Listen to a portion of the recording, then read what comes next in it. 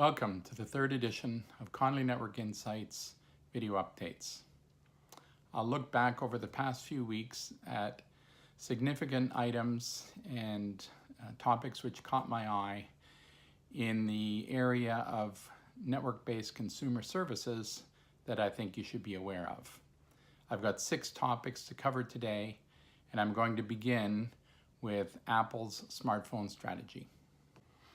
Apple announced their quarterly results a couple of weeks back, and they had an absolute blowout quarter, driving their market cap up over $1 trillion, the first company in history to do so. Many highlights in the quarter, but the 2 things I really wanted to focus on are the mix of their iPhone sales and their ability to exploit the installed base of iOS products. So if you look at the phones that we're selling, even though the overall market is flat and they push their volumes up slightly, they sold high-end products more than anyone else. So the iPhone X was their #1 seller, iPhone 8 and 8 Plus were the #2 and 3 sellers. So rather than the premium products being a niche bought by a relatively small number of their users, it became the mainstay product. And this allowed them to drive the average selling price up by an amazing $200 and maintain their margins. Now you contrast that with Samsung, who also had a $1,000 cell phone and had a very difficult time selling it, and their results showed. So why the difference between the two? Well, I strongly believe that Apple have a very tight coupling between their hardware and their software. They have a closed ecosystem that allows them to deliver better user services. They develop custom chips for all of their family members, the AirPods, the Apple Watch, the A10, A12 Bionic chips in the smartphones. And this allows them to deliver an advanced set of services. Now, Google, I think, have recognized this, and they started down that path themselves with their Pixel smartphone designed by Google. The first generation came out, it got good technical reviews, but nobody really bought any.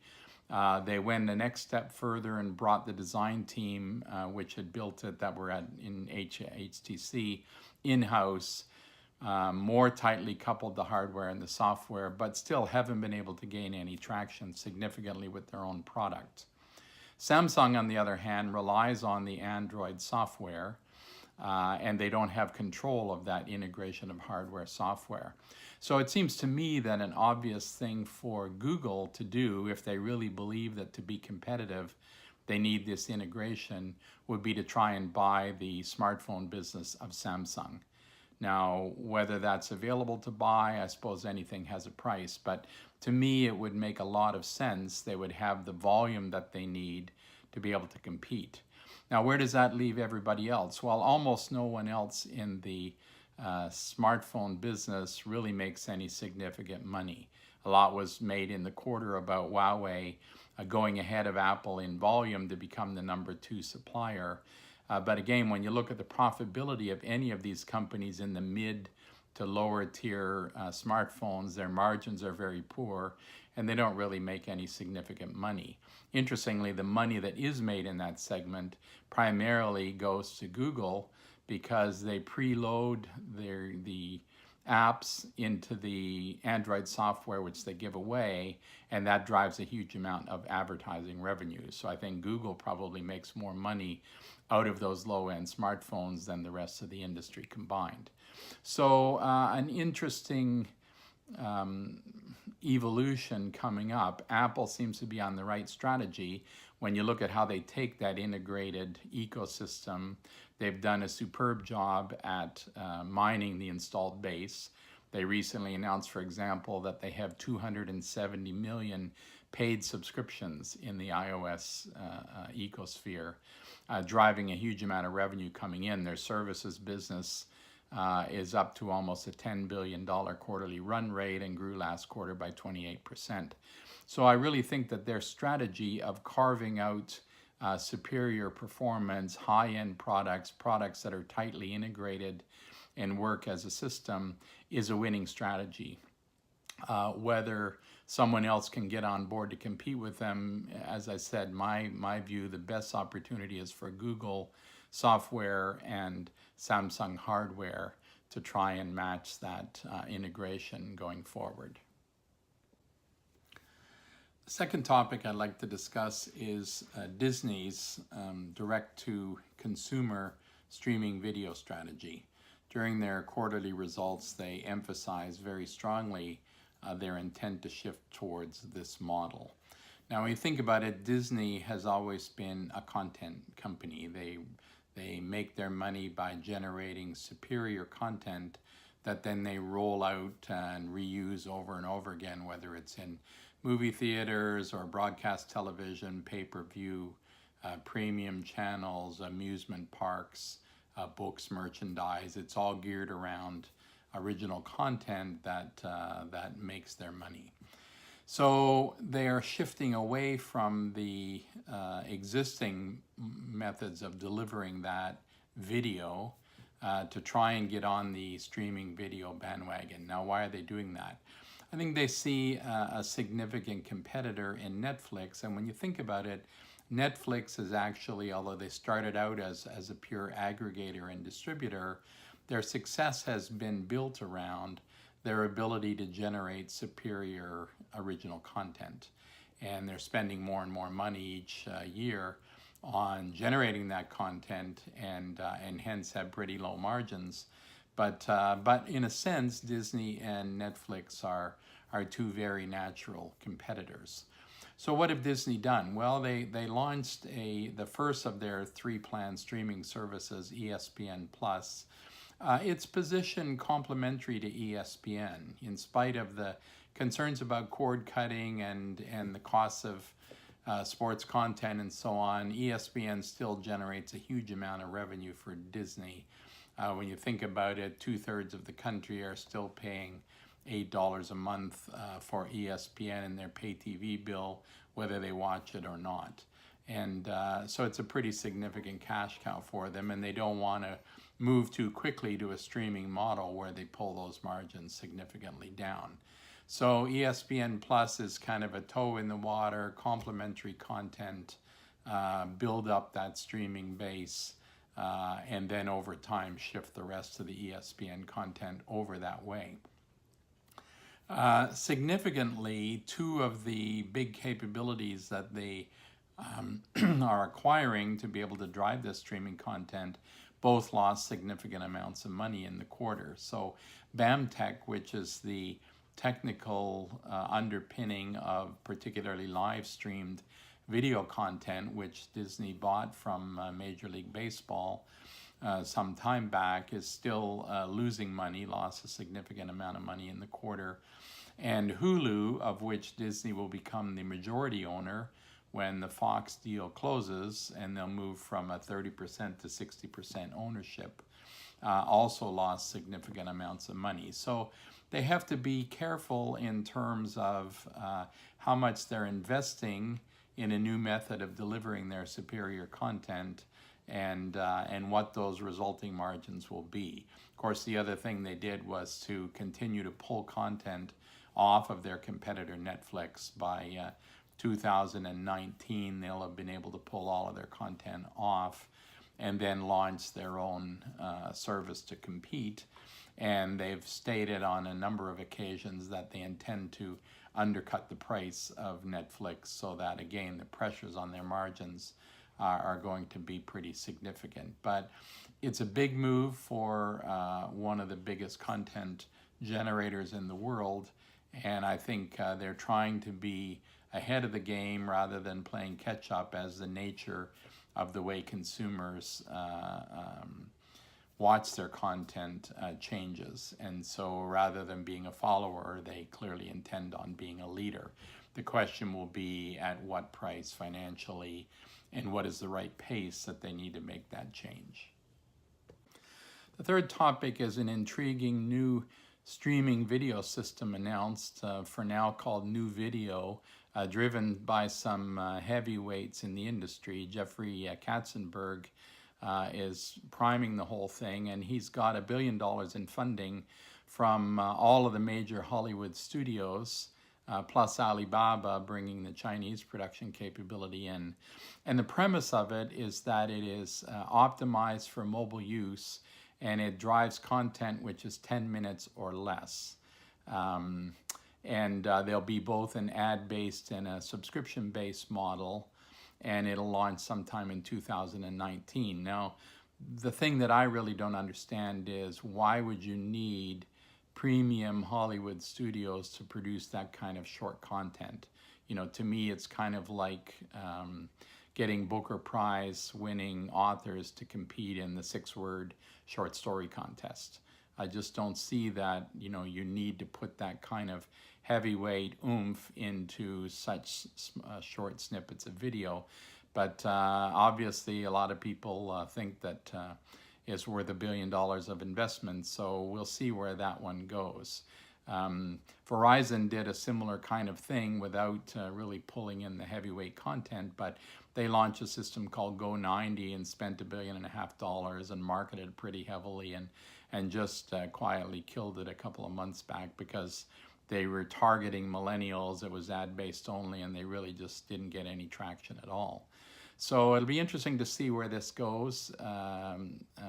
He has Meg Whitman as the operational person, and so there's a lot of heavyweight talent betting on this capability. Personally, I just don't get it, but I guess we'll have to watch it and see. A lot of news surrounding privacy and concerns about fake news hitting Facebook. In spite of all that, they had a pretty stellar quarter. They did lost a lot of their market cap, $120 billion in one day, an all-time record, when they said that they would have to spend a significant amount of future resource policing their content and making sure that only appropriate content got on, and that they did a good job protecting everyone. But in spite of that, their advertising numbers went up pretty significantly. There was concern, however, about slowing growth, particularly in the US. Other social networking companies got hit pretty strongly, Twitter and Snapchat in particular, showing slowing user growth and getting pounded in the market because of that. That whole model of social networking is built on an assumption of ever-growing number of users generating more and more revenue per user, and so the multiples of these companies are pretty staggeringly high. So to me, it's only a matter of time before that bubble bursts, and I think we're starting to see that burst bubble. So interestingly, Google, who primarily get their advertising from search and from YouTube video ads, did not see that same issue in terms of strain on their performance due to these privacy and social networking concerns. The fifth topic is a really intriguing business model launched by this company called MoviePass. Sometimes people come up with what are considered crazy ideas. You know, Google years ago said, hey, why don't we just scan every book in the world, and why don't we just map every street and put the whole earth information into a database so that people can access it, and seemed like a crazy idea, and then they pulled it off, and now they have this massive company.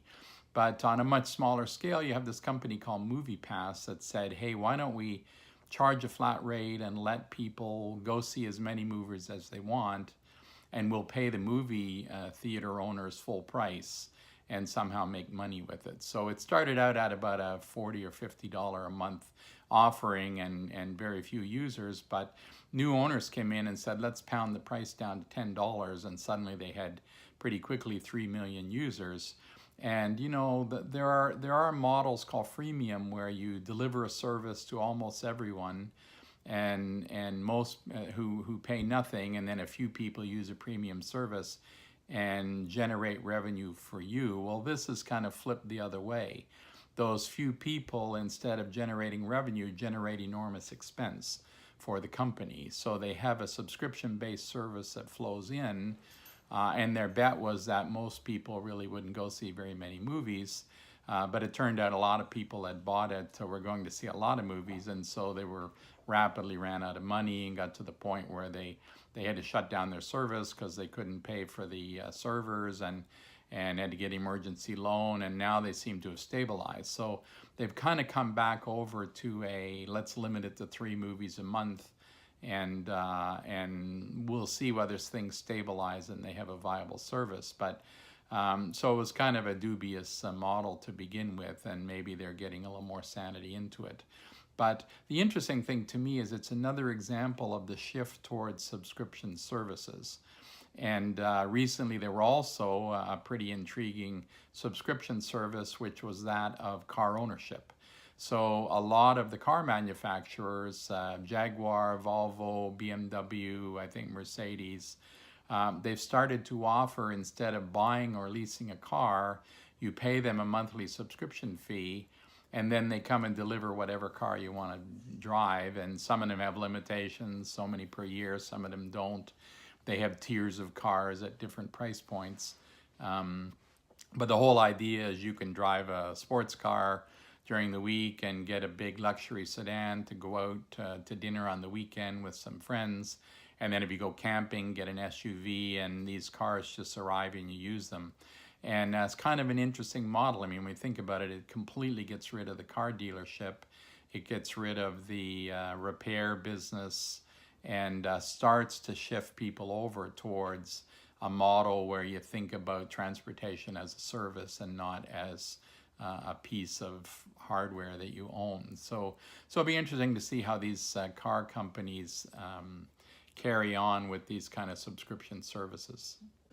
The last topic is just an update on AT&T. If you recall for my previous video, they are trying to be very innovative in changing the fundamental economics of pay TV, shifting more towards advertising revenue and away from subscription revenue, doing it by owning content, driving targeted ads through that content at significantly higher revenue, and driving that to a much broader base, including their high-end wireless subscribers. So they've been pretty consistent on that strategy. They made a couple of more moves. They made a billion-dollar purchase in an ad tech firm, and they also acquired the rest of Otter Media, another advertising technology firm that they didn't own. So they're continuing to work towards building the kind of advertising infrastructure that allows them to do targeted ads in real time to their installed base. So pretty innovative play, long-term bet for them. They seem to be pretty consistent. If they pull it off, they'll be one of the most innovative players there. And so we'll have to just keep an eye on them and see how they're doing. So that's it for this edition of Conley Network Insight Video Updates. Thanks for watching. If you like the channel, subscribe, and I'll talk to you in a couple of weeks with some new information. Take care.